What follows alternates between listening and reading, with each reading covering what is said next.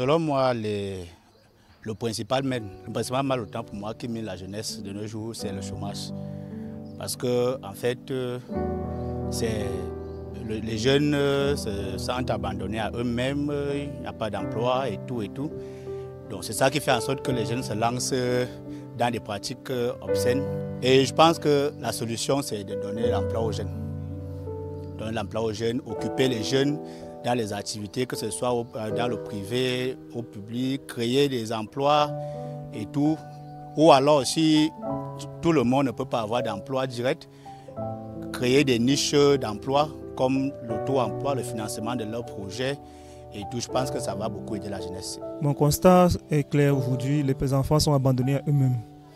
Ils le sont très souvent lésés de côté parce que les parents s'en vont à l'extérieur chercher de l'argent. Papa et maman cherchent de l'argent, les enfants se débrouillent eux-mêmes, très souvent laissés à la charge du grand frère ou de la grande sœur.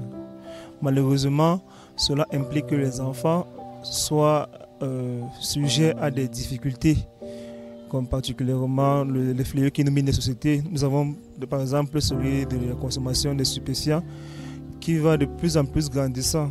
Aujourd'hui, nous nous rendons compte que la vente, la consommation des drogues devient un phénomène naturel. Hormis cela, nous avons le libertinage, vu que les parents ne sont pas là, les enfants se laissent complètement aller. Nous avons les mœurs culturelles propres à nous, nos coutumes qui ont été mises de côté au profit de l'Occident. Donc, moi, ce que je propose est simple. Aux parents de savoir reconnaître, reconstruire la cellule familiale. Papa d'avoir son rôle et maman d'avoir son rôle. Parce que tout commence à la base. Et la base, c'est la famille. Si papa et maman sont capables de réunir à nouveau la famille dans la case, de faire en sorte que la famille soit soudée, il y a des situations qui ne vont pas s'aller. Les enfants ne vont pas se laisser aller à la consommation de stupéfiants parce qu'ils ont vu d'autres faire. Pour d'autres difficultés, en famille déjà, moi j'aime bien souvent le dire, les parents savent mieux conseiller que tout le monde, que tous les amis dehors. Alors moi, ma solution c'est aux parents de reprendre leur rôle. Je suis Adriel Fotsou, un jeune Camerounais, entrepreneur. Les fléaux qui minent la société. Je pense qu'à mon humble avis, il y a l'argent facile. C'est pour moi un des plus gros fléaux. Parce que beaucoup de jeunes veulent vivre, ils veulent mener une vie de luxe, ils veulent rouler dans des grosses voitures, manger dans des grands restaurants et tout. Qui est même une bonne chose, mais il n'y a pas le travail qui va après. Ce qui fait que beaucoup se trouvent dans des trucs bizarres, des sectes, le scamming. Bon, je ne sais pas comment on dit ça en bon français, mais on appelle ça le scamming. Et c'est pas bien. Chez les dames, c'est plus elles s'exposent à des hommes un peu plus âgés, un peu plus riches pour qu'on les donne de l'argent. Et moi, comme solution à ça, je pense que nos parents, nos aînés doivent mieux nous éduquer parce que je pense que c'est un truc qui commence dès la base. On doit donner une bonne éducation à nos frères et sœurs, bien à nos enfants. Et toujours contrôler avec qui ils marchent, quand ils sortent, leurs amis, leur entourage, c'est très important parce que ces trucs-là commencent toujours avec l'entourage et tout, l'envie et tout ce qui va avec. Donc c'est mon point de vue. Il y a déjà cette affaire de dépravation, il y a cette affaire de réseaux sociaux et je me dis que également c'est un mot tel que le découragement et on peut encore ajouter le manque d'ambition. Ce sont vraiment des mots aujourd'hui qui amènent la jeunesse à une dérive incertaine. Et si je peux donner quelques conseils en tant que jeune, alors je dirais que nous devons revenir à notre éducation fondamentale. Déjà en tant qu'Africain et de plus en tant qu'enfant de Dieu que je suis, je dirais que nous devons nous retourner vers des bases qui ont été enseignées par nos parents. Nous devons nous faire éduquer plus par nos parents que par des réseaux sociaux. Nous devons écouter plus les parents que ces influenceurs qui aujourd'hui, bon, à un certain niveau, nous les appelons des influenceurs, mais nous devons connaître qui doit être influent dans notre vie.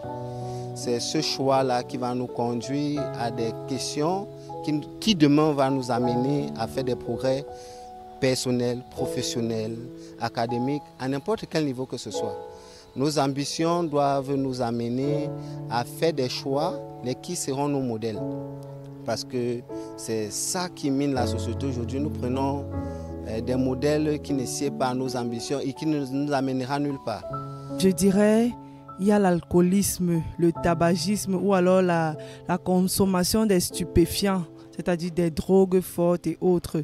Il y a également, je dirais, le chômage dans le sens où, à cause de l'oisiveté, les jeunes filles, tant filles que hommes, se trouvent en train de se laisser aller à faire des activités illicites, la prostitution, la recherche de l'argent facile. Donc, je pense que c'est ça. Et il faut également dire qu'on retrouve ces fléaux même en milieu chrétien. Donc, ce n'est pas seulement dans le monde. Il y a des jeunes gens qui recherchent vraiment la facilité ou alors à sortir leur tête de l'eau. Et ils se retrouvent à faire des choses qui ne sont pas bien. Et moi, comme solution, je dirais d'abord de penser à l'avenir parce que la vie c'est étape par étape. On va étape par étape.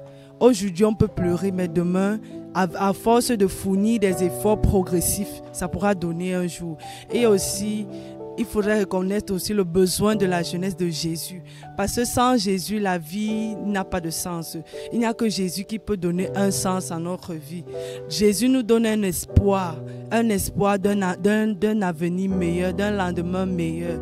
Et si on n'a pas cette conviction en nous, c'est facile qu'on puisse se laisser aller à tout vent de doctrine en fait. Et l'autre chose, je dirais que si on s'occupe en tant que jeune fille, en tant que jeune homme, peut-être dans des activités personnelles, des petits business, ça pourrait aller. Et ne pas vouloir d'un coup réussir. Parce que même ces personnes qu'on admire ont passé des années à échouer, à recommencer, jusqu'à ce qu'ils sont devenus des modèles pour nous aujourd'hui.